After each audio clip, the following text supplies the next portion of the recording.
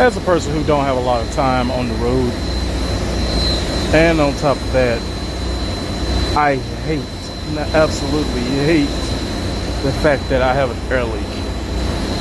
I use packaging tape, a bag, and some threading tape. Man-made stuff, because this right here, this whole thing is far too long. And you drivers, I'm gonna go get it fixed. Shut up in the comments. It was rubbing on my tires, so I really couldn't even do anything at all. This is also what happened as well. So for the time being, until I have some downtime, because I'm headed over to Florida, until I have some downtime, this has actually been doing the job as well, along with this right here. So I realized that my emergency airline, and I don't lose any air, by the way, if y'all wondering.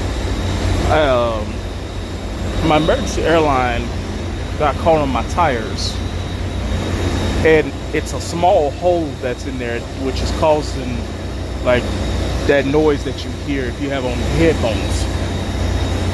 So, and it caused a giant rip inside of here. You guys can see what a tire mark is. That's exactly what it ripped it.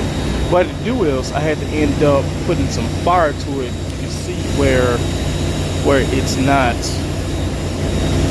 not exposed whatsoever. And this right here, like I said, I have a bag. That's why it's so bulky right here. So packaging tape, thread tape, and some and a plastic bag. It wasn't this big, but a plastic bag, threading tape, and what's the name like that. I layered it like 4 times to get the noise minimized, so I don't hear it in my cabin whatsoever. And on top of that, it doesn't mess with that back there.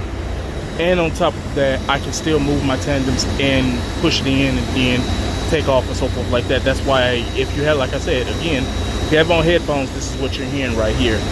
So it goes down to maybe like 106, 107, 109, somewhere in between that PSI.